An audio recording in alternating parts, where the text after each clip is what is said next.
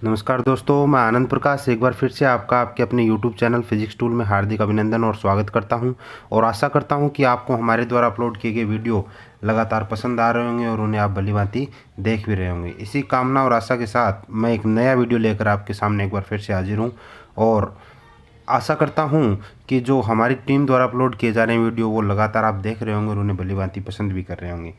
इसी कामना के साथ एक नया वीडियो लेकर मैं एक बार फिर से आपके सामने हाजिर हुआ हूँ। आज अपने पार्ट नंबर 7 पढ़ेंगे। चैप्टर नंबर जो चल रहा है अपने मानव तंत्र में पाचन तंत्र अध्ययन कर रहे हैं, उसका पार्ट नंबर पढ़ेंगे अपने 7। और पार्ट नंबर 7 में अभी तक पीछे अपने मैं थोड़ा बता देना चाहूँगा, पीछे तक अपने अध्ययन कर चुके हैं। जिन चीज़ों का अध्ययन किया है उनके बारे में मैं बताना चाहूँगा। पीछे अपने छोटी आंत का अध्ययन कर चुके हैं, उससे पहले ग्रास नली का, आमाशय का और हमारे जो दांत होते हैं उनका अपने अध्ययन कर चुके हैं। उनके बारे में पढ़ चुके हैं कि क्या क्या चीज़ें उसमें पाई जाती हैं और क्या क्या हमारे पाचन तंत्र किस प्रकार से प्रक्रिया करता है, कैसे हमारे शरीर में भोजन का पाचन होता है। इन चीज़ों का बच्चों अपने अध्ययन कर चुके हैं। और पीछे ग्रास नली पढ़ी थी, अपने दांत होते हैं जैसे कृतक, रदनक, चौर्णक, अग्रचौर्णक, ग्रसनी का अध्ययन किया था, ग्रास नली का अध्ययन किया था। ग्रास नली के बाद में फिर अपने आमाशय का और उसके आमाशय के जो भाग थे, कार्डियक, जठरागम भाग, जठर निर्गमी भाग, फंडिस भाग, इनका अध्ययन अपने कर चुके हैं। और ग्रास नली का अवरोधनी और जठर निर्गमी अवरोधनी का भी अपने अध्ययन कर चुके हैं। ठीक है। और आज फिर उसके बाद में छोटी आंत का एक चैप्टर में एक पार्ट में अध्ययन किया था पीछे वाले में, जिसमें छोटी आंत में किस प्रकार से यानी छोटी आंत इसके द्वारा ही भोजन का सर्वाधिक पाचन और अवशोषण होता है। ये भी अपने पढ़ा था, ये आपको याद रखने वाली बात है।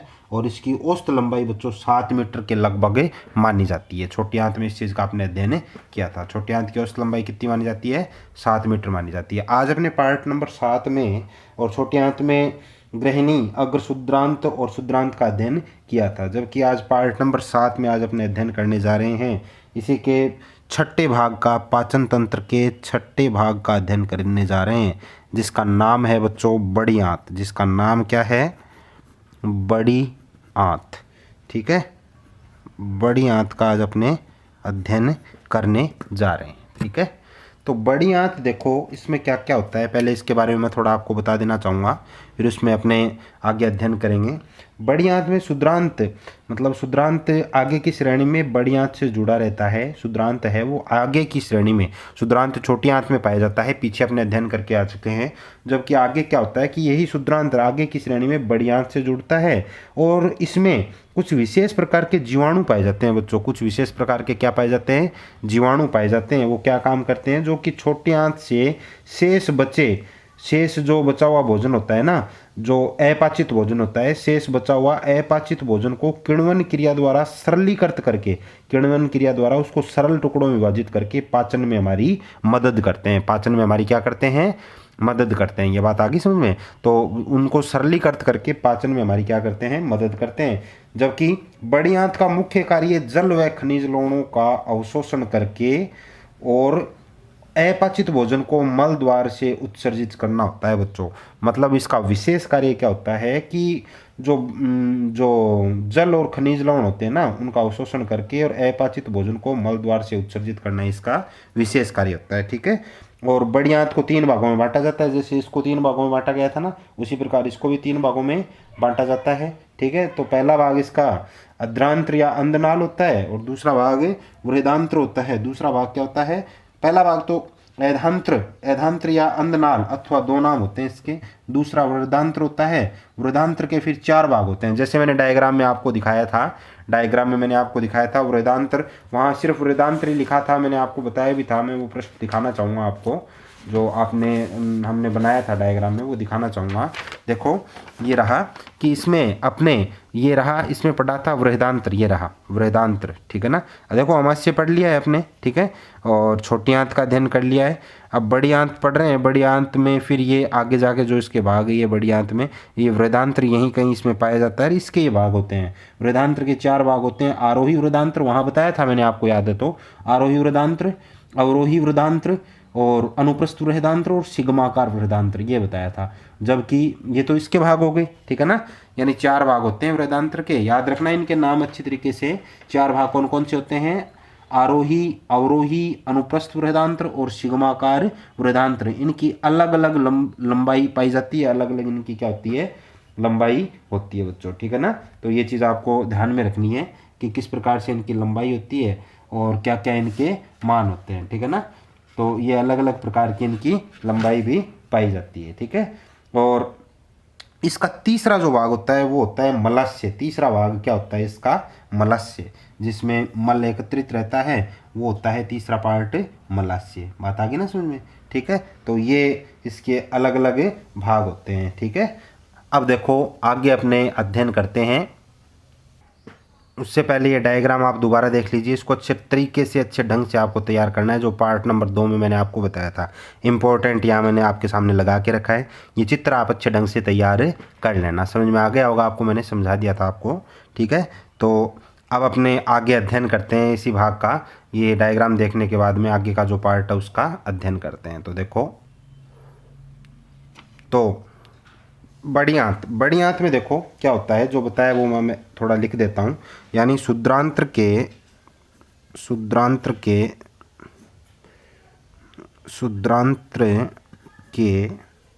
आगे की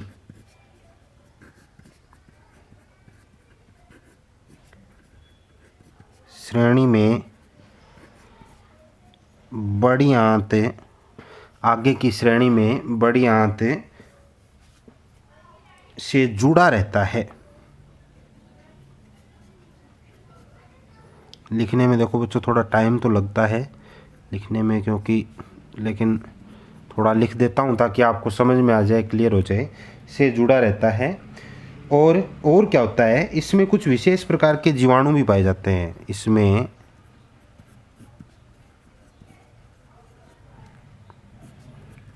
कुछ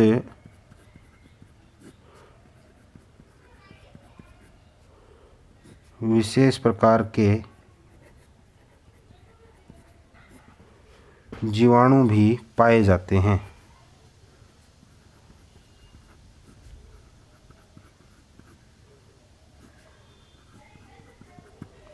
विशेष प्रकार के जीवाणु भी पाए जाते हैं, जो क्या काम करते हैं, जो कि छोटी आंत से शेष बचे अपाचित भोजन को किण्वन क्रिया द्वारा सरलीकृत करके पाचन में मदद करते हैं। जो कि जिनका काम क्या होता है, जो कि छोटी आंत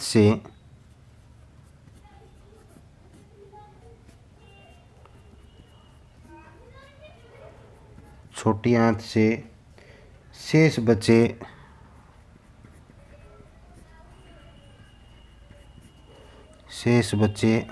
अपाचित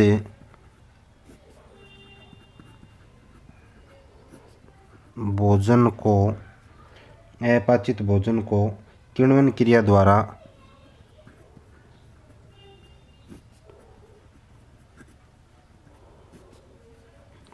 क्रिया द्वारा सरलीकृत करके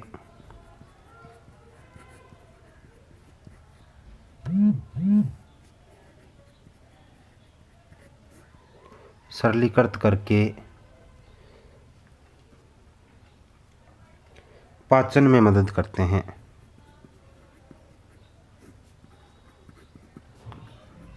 पाचन में मदद करते हैं, पाचन क्रिया में हमारी क्या करते हैं, मदद करते हैं, ठीक है ना। पाचन में मदद करते हैं। और बड़ी आंत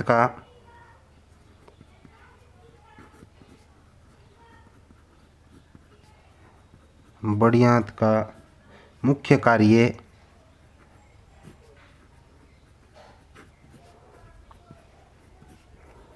जल व खनिज लवणों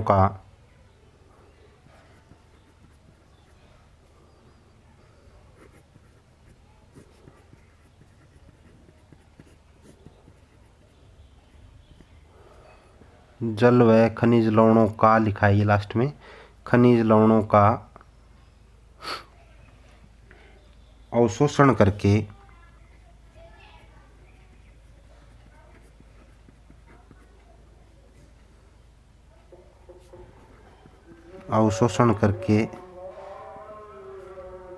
तथा अपाचित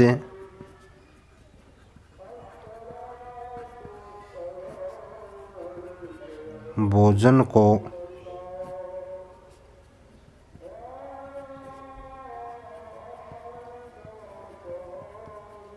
मल द्वार से उत्सर्जित करना होता है।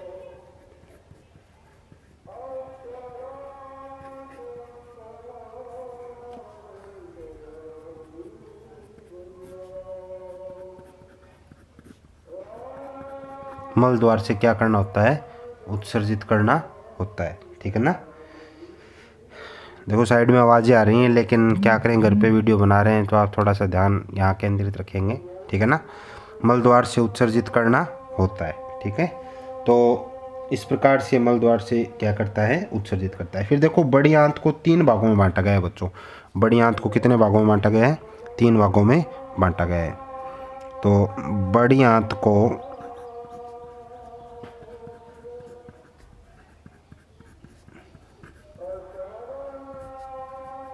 तीन भागों में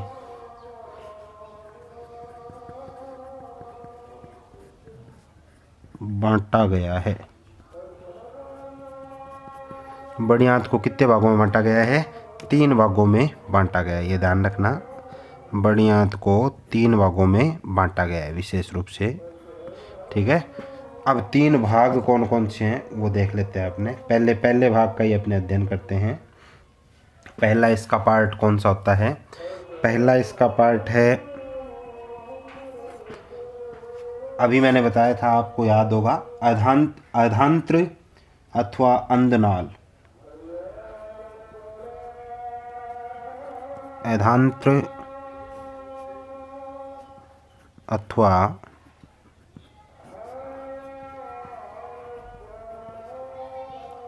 अंधनाल। अधांत्र अथवा अंधनाल, ये भाग है इसका बच्चों। ठीक है। अधांत्र अथवा अंधनाल। अब देखो इसमें अपने अध्ययन करते हैं इसका। तो ये क्या होता है कि यह क्षुधांत्र से जुड़ा रहता है। यह क्षुधांत्र से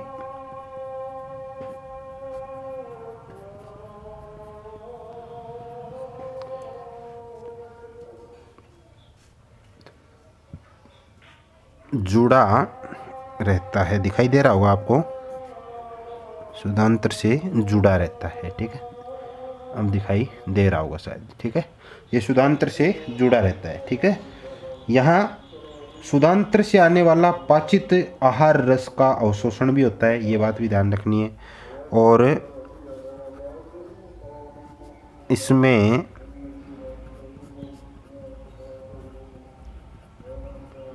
क्षुधांत्र से आने वाले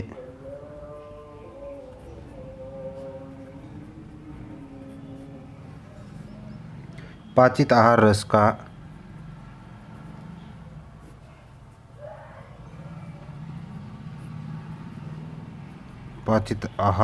का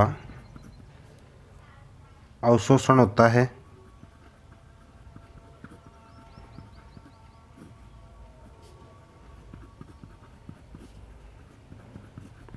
अवशोषण भी होता है और शेष बचे अपशिष्ट को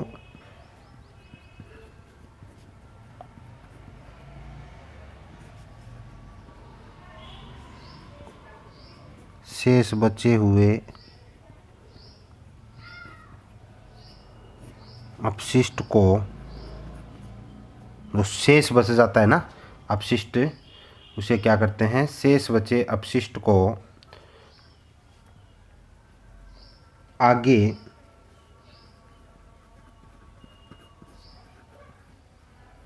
बृहदांत्र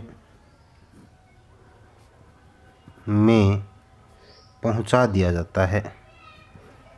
इसे वापस आगे कहाँ पहुंचा दिया जाता है?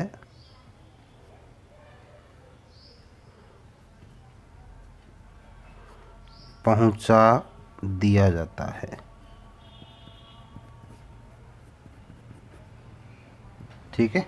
तो शेष जो बच्चा होता है ना, उसे वापस से बृहदांत्र में आगे क्या कर देते हैं? पहुंचा देते हैं। ठीक है ना।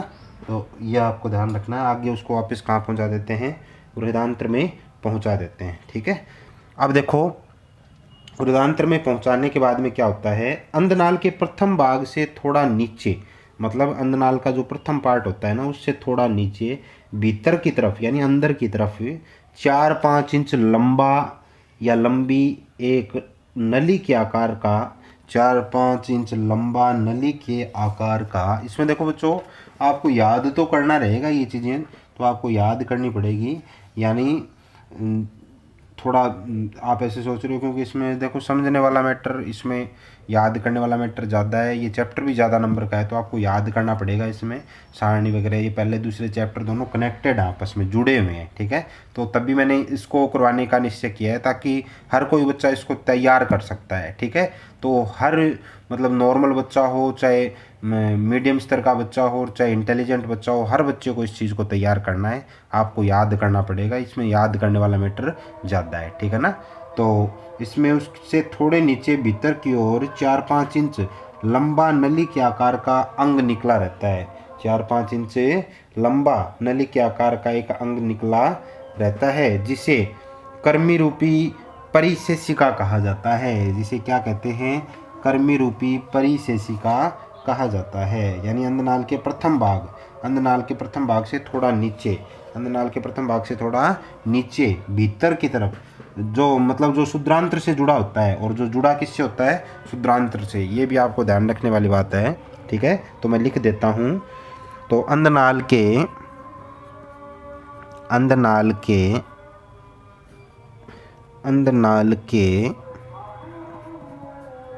प्रथम भाग, अंधनाल के प्रथम भाग से थोड़ा नीचे भीतर की ओर, और ये जुड़ा किससे होता है, जो शुद्रांत्र से जुड़ा होता है, जो शुद्रांत्र से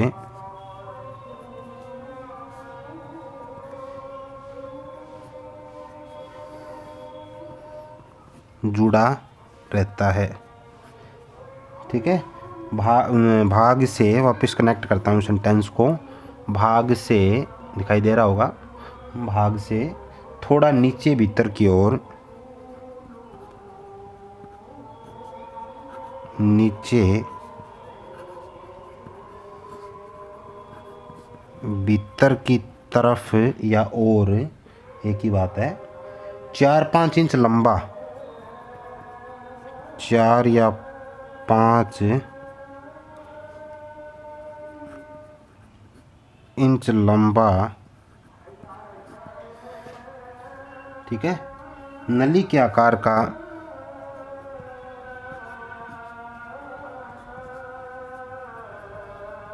नली के आकार का अंग निकला रहता है।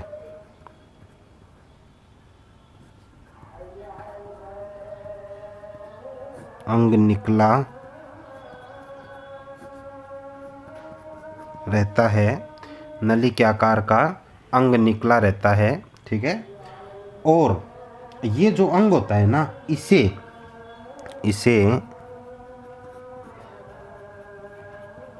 कृमि रूप,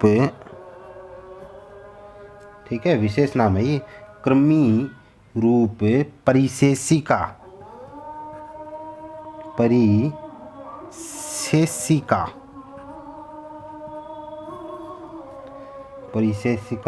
कहा जाता है।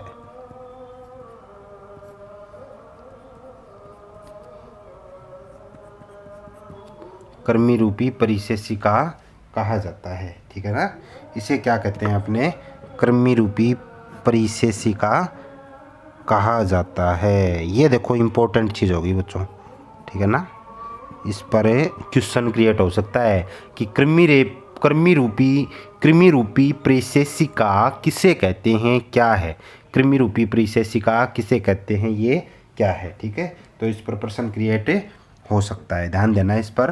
तो इसे अपने क्या कहते हैं, कृमि रूपी परिशेषिका कहते हैं कि अंधनाल के प्रथम भाग जो कि शुद्रांत्र से जुड़ा रहता है से थोड़ा नीचे भीतर की तरफ 4-5 इंच लंबा नली के आकार का अंग निकला रहता है, जिसे ही कृमि रूपी परिशेषिका कहा जाता है। बात आ गई होगी समझ में।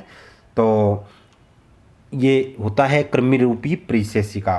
तो आज के वीडियो में अपने इतना ही पढ़ेंगे। इसे एक पार्ट का अध्ययन किया। इसमें कृमिरूपी परिशेषिका किसे कहते हैं, ये एक छोटा क्वेश्चन भी इसमें क्रिएट हुआ। बड़ी आंत क्या होता है, इसको 3 भागों में बांटा गया है, ये ध्यान देना आप। पार्ट नंबर 7 में जैसे मैंने बताया, पाचन तंत्र का जो भाग पढ़ रहे हैं बड़ी आंत, उसमें ये और बड़ी आंत को 3 भागों में बांटा गया। अधांत्र अंधनाल पहला भाग था जिसका आज अपने अध्ययन किया।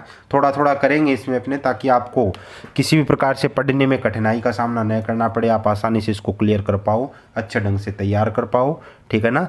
तो जिस हिसाब से बच्चों मैं करवाते जा रहा हूँ आप उस हिसाब से करते जाओ, देखो ठीक है ना। देखो आज अपने 5वां चैप्टर कर लिया है अम्ल क्षार, और 8वां चैप्टर कार्बन और उसके यौगिक, जिसमें IUPAC नाम विशेष चीज़ थी, जो एक इम्पोर्टेंट चैप्टर था। रसायन विज्ञान के 2 इम्पोर्टेंट चैप्टर अपने कर लिए हैं। फिर उसके बाद में बायोलॉजी की तरफ अपने स्टार्ट हुए, तो पहला चैप्टर एक कर लिया है जिसमें भोजन और मानव स्वास्थ्य था, उसमें भी 4 नंबर के क्वेश्चन क्रिएट किए जाते हैं। 5वां अम्ल क्षार में भी 4 नंबर के क्वेश्चन क्रिएट किए जाते हैं, और कार्बन और उसके यौगिक में भी 4 नंबर के क्वेश्चन क्रिएट होते हैं। और ये जो चैप्टर चल रहा है ये सबसे बड़ा चैप्टर है अपने बुक का, और सबसे ज़्यादा नंबर का भी चैप्टर ये है। तो सबसे ज़्यादा नंबर का होने के कारण मैंने इस चैप्टर को कराने का निश्चय किया है। तो देखो कुछ बच्चे जैसे कह रहे थे सर फिजिक्स के चैप्टर कब करवाओगे, तो मैंने पहले भी 1-2 वीडियो में ये बात बताई है। तो बच्चों मैं जैसे करवाते जा रहा हूँ ना उस हिसाब से आप करते जाइए, ठीक है ना। मुझे भी चिंता है क्योंकि सारे चैप्टर करवाने हैं और आपको भी करने हैं, ठीक है। इस बात की आपसे ज़्यादा मेरे को टेंशन है कि कौन सा चैप्टर किस ढंग से करवाया जाए, लेकिन मेरे को ये भी देखना है साथ साथ में कि बच्चों को कोई कठिनाई ना हो। बात समझ रहे हो ना आप, यानी बच्चों को किसी भी प्रकार की कोई दिक्कत का सामना न करना पड़े। डायरेक्टली मैं यदि फिजिक्स का चैप्टर यहाँ डाल दूँगा तो आप, हाँ सारे बच्चों के नहीं बोल सकता, इंटेलिजेंट जो बच्चे हैं, जो मतलब माइंडेड बच्चे हैं, वो तो इस चीज़ को कवर कर लेंगे, लेकिन कुछ एक बच्चे हैं वो उससे हताश हो जाएंगे। जो वीडियो देख रहे हैं वो भी देखना बीच में बंद कर देंगे। तो वो सारी चीज़ें भी हमें देखनी पड़ती है, क्योंकि फिर उनको समझ में तो आएगी नहीं। कमेंट में इतना ज़्यादा कुछ पूछ नहीं पाते हैं। कमेंट में तो देखो एक वैसे सहारे वाली बात होती है, लेकिन जैसे सामने अपने क्लियर कर पाते हैं उस प्रकार का उसमें क्लियर नहीं हो पाता। ये तो आप भी जानते हो, कुछ थोड़ा बहुत उसमें बता सकते हैं, बाकी कमेंट में उतना क्लियर नहीं हो पाता, क्योंकि कमेंट में तो येस या नो का ही बस रिप्लाई दिया जा सकता है, ठीक है। तो इसलिए मैं ये चीज़ें पहले करवा रहा हूँ। तो मैं आशा करता हूँ कि आप मेरी भावनाओं को समझेंगे और उनकी कदर करेंगे, ठीक है। तो मैं जैसे करवाते जा रहा हूँ वैसे आप करते जाइए, आपको तो देखो फ़ायदा ही है, ठीक है ना। क्योंकि अपने 2 और 1 3 चैप्टर कर लिए और 4था चैप्टर स्टार्ट हो रहा है, और स्कूल अभी तक जैसे जुलाई में खुलेंगे, तो जुलाई तक अपने यदि 4 चैप्टर भी हो जाते हैं ना, तो 4 चैप्टर भी आपके लिए बहुत फ़ायदे की चीज़ है बच्चों, ठीक है ना। पाठ तो 4 हो जाएंगे किसी भी प्रकार से हो, तो बहुत फ़ायदे की चीज़ है। एक्स्ट्रा क्लास भी यदि लगती है बच्चों की, जैसे मतलब छुट्टियों के दौरान या कभी एक्स्ट्रा क्लास लगती है, तो उसमें भी 1-2 चैप्टर मुश्किल से हो पाता है, ठीक है। तो आप आगे रहोगे, ये मान के चलो आप, ठीक है। तो मैं आशा करता हूँ कि आपको मेरी बात समझ में आई होगी, और इसी कामना के साथ मैं आपसे विदा लें उससे पहले एक गुजारिश फिर से करूंगा, जैसे कि हम अपने चैनल के मुहिम के दौरान करते आ रहे हैं, कि हमारा जो इस चैनल को, आपके अपने चैनल को आपका अपना चैनल मानोगे तब बात बनेगी बच्चों, ठीक है। तो आप ज़्यादा से ज़्यादा शेयर कीजिए और सब्सक्राइब करवाइए, ठीक है। और ज़्यादा से ज़्यादा शेयर और सब्सक्राइब करवाइए, ताकि हमारे काम करने का उत्साह लगातार इसी प्रकार से बना रहे। और वीडियो पसंद आता है तो उसे लाइक करना न भूलें, ठीक है ना। तो तब तक के लिए धन्यवाद। जय हिंद, जय भारत। अगले वीडियो में फिर मिलूँगा एक नई पार्ट के साथ, इसी के अगले पार्ट को आगे बढ़ाएंगे। धन्यवाद।